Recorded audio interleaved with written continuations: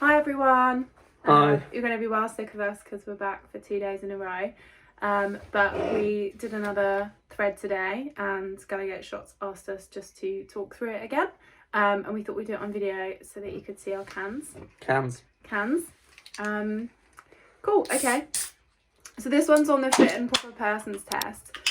As lawyers, we come across this quite a lot. I do lots of interviews with the FCA, the Financial Conduct Authority, and from my perspective as a criminal lawyer, it's usually convictions that people are trying to avoid or wondering how they can continue their job when they go through similar processes to this as individuals.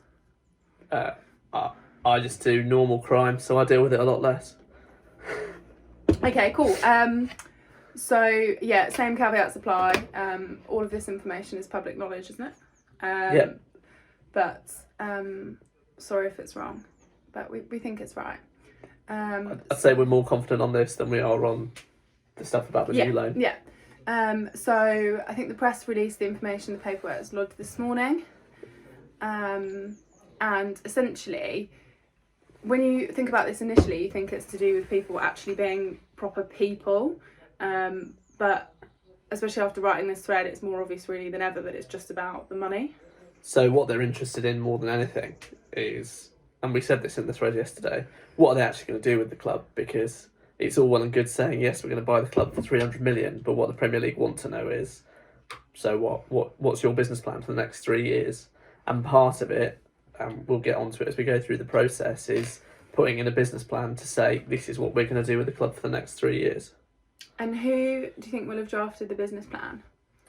It looks like, from all the paperwork, and the reason it started with Canterville, and whether this is a reflection of how the club will be run going forward or not remains to be seen, is that Staveley takes the lead.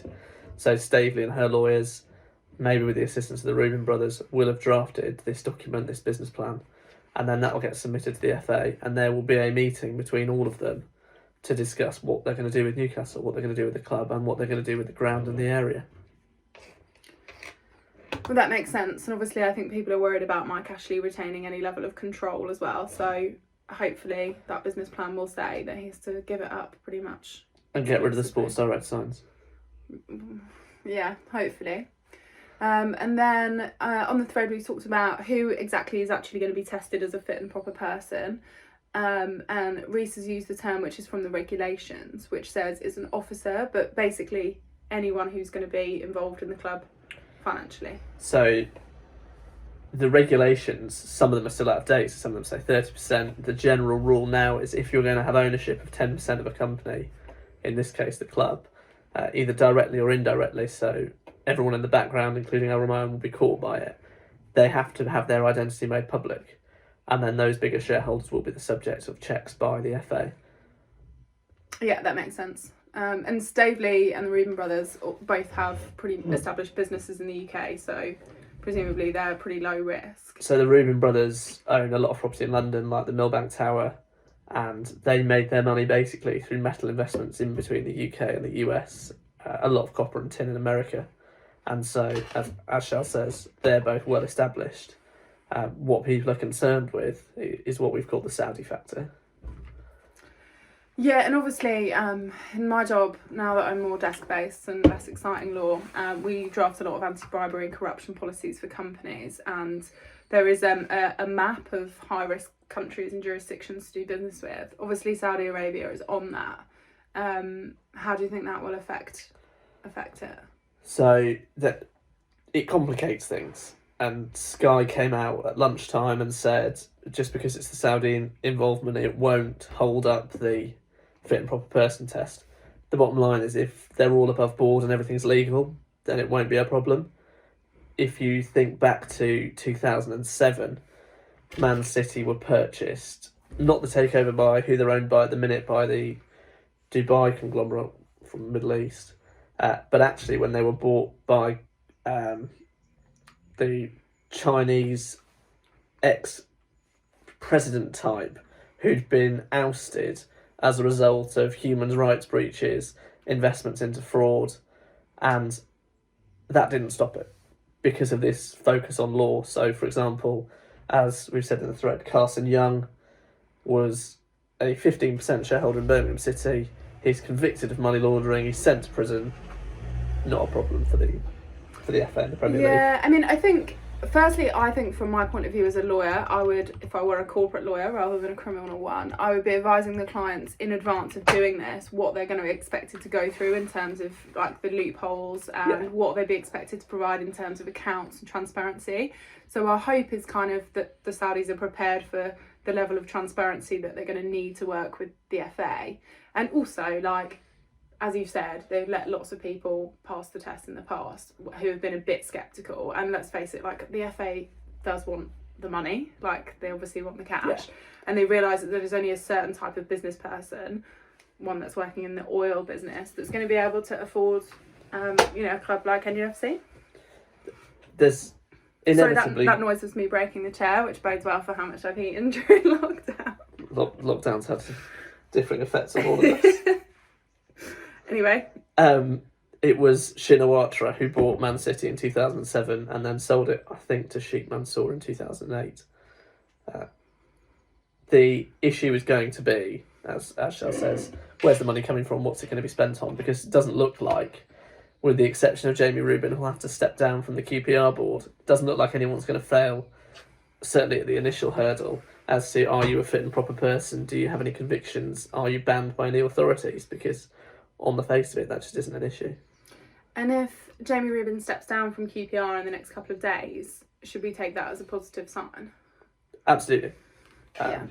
I mean, I assume it's pretty straightforward. They have to do a virtual board meeting to change the director. But in a way, coronavirus is going to help all of this. It's not helping anything else, obviously, and I'm not being flippant saying it, but because of how things are, nobody can meet up. So everything can be done electronically. Everything can be done either by Zoom or by phone. And so for Jamie Rubin to step down, it'll take 5 minutes, whereas before it might have taken 5 weeks. But that will be a sign if it's reported. We don't know what the non-disclosure agreements say. Yeah, and that's the other thing as well. And relevant to the thread yesterday, people were asking. I don't think it's weird that no one's talking about it. I think everybody will be subject to a non-disclosure agreement. It's people's businesses and finances, and obviously, however transparent the Saudis are going to want to be, I know that they're still going to want to keep some of the business numbers under wraps. Mike Ashley certainly will. So that doesn't really surprise me. Ashley's got a lot going on in the background that perhaps we don't fully appreciate, with House of Fraser, various other businesses that he owns are not doing well at the moment. And he will want to, because of what inevitably follows of court proceedings, bankruptcy proceedings, I'm not saying that's where it's going to go, but it's something he'll be aware of. He will want to be saying as little as possible about this transaction until it's a done deal. So from our point of view, there should, and we can't see any obvious reason why there'll be any issue with the fit and proper persons test. Not on the face of it, and everyone will probably be pleased to hear it's not something Ashley has any control over. He's not going to go to the Premier League and say, oh, can you just pause this for 5 minutes because I want to dick around with something. It's out of his hands now. Yeah, and it's more to do literally with the legal test and the finances rather than the kind of companies they run or the kind of people that they are. Pretty much, because it looks like it's quite a low bar for someone to be a fit and proper person, and that's been criticised over and over again. It was made a bit more stringent after Portsmouth was bought, I think, twice in the space of 9 weeks in 2007, and ended up absolutely crippled by debt. They ended up in League One. And so that's when the fit and proper person test got a little bit stricter. But there isn't anything on the face of it to say that this deal is going to be derailed by the fit and proper person test. If anything, the Premier League are going to be quite keen for it to happen at the moment. Yeah, and I think someone was asking, like, can Mike Ashley just pull out of this at the end of it all? I mean, subject to your view, he can, but Mike Ashley is not the type of person to chuck money around. And I think getting to this stage in the process would have already cost a substantial amount of money.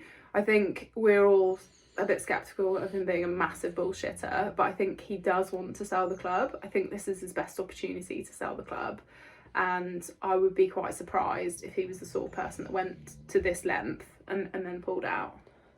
The deal is further on than any other deal has been since Ashley said he wanted to sell. And he will be racking up legal fee. I mean, I would be charging him, a lot of money to get to this point. And the other thing is Ashley is a bit stuck with the way things are. Retail is not in a good way.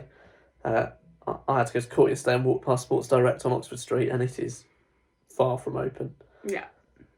And Staveley's unlikely to pull out because she just fucking, being if she fell in for a bit of NUFC. Staveley's someone who's carried on despite Ashley saying in 2018 she's full of shit and he'd never deal with her again. So she's taken a fair bit of rejection. I like that. Cool. Okay, well, that's everything from us. We'll try and answer some more questions, and we're going to finish our cans. Cans! Fingers crossed.